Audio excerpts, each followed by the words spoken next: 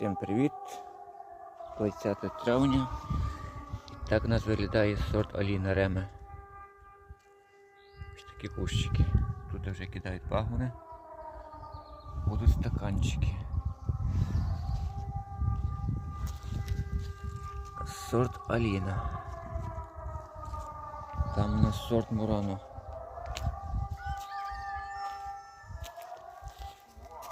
Тут у нас сорт Мурано, теж кидає пагони. Кому цікаві буде саджанці того року, пишіть. Це у нас Реме. Світ я оперував. Лишаю на пагони. Перший світ оперував, а далі не буду оперувати.